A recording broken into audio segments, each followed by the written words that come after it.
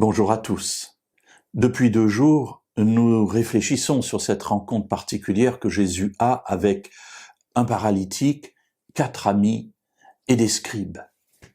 Voici que ces 4 amis ont amené leur ami, leur paralytique, pour être guéri par Jésus. Jésus lui a dit, voyant la foi de ces personnes, « Mon enfant, tes péchés te sont pardonnés. » Et les scribes présents murmurent dans leur esprit et se disent, « Mais comment un homme peut-il dire cela?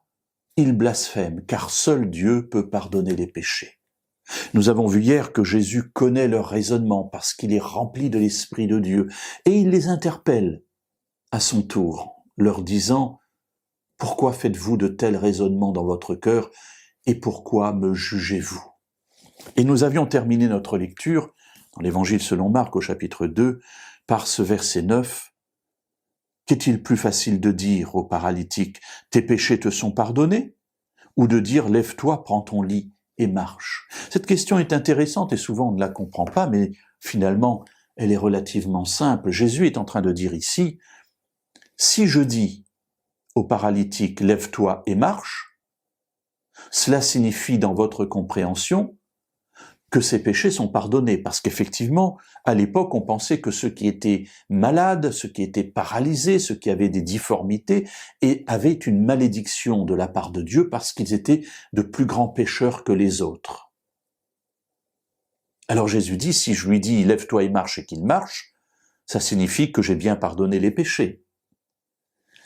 Maintenant, si je lui dis plutôt « tes péchés te sont pardonnés », selon votre raisonnement, la conséquence, c'est qu'ils doivent se lever et marcher.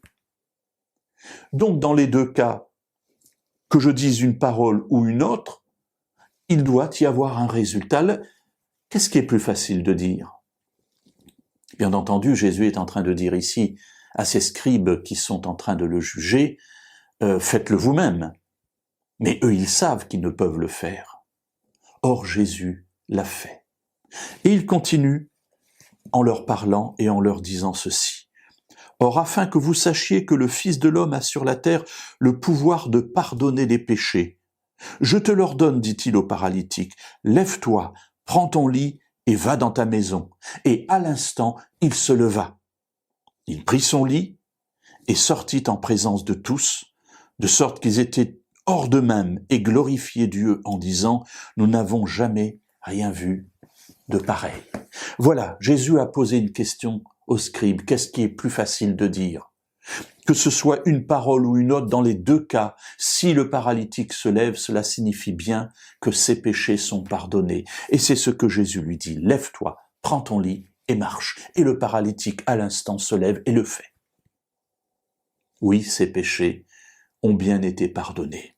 Et Jésus le dit, parce que le Fils de l'homme a sur la terre le pouvoir de pardonner. Le terme pouvoir, c'est pas le pouvoir comme on peut l'entendre d'un super-héros, c'est il a l'autorité. C'est-à-dire que Dieu lui a donné autorité sur le péché. Mes amis, c'est extraordinaire. Nous pouvons nous approcher de Jésus avec confiance parce qu'il a autorité pour nous pardonner nos fautes. Quel merveilleux Dieu nous avons.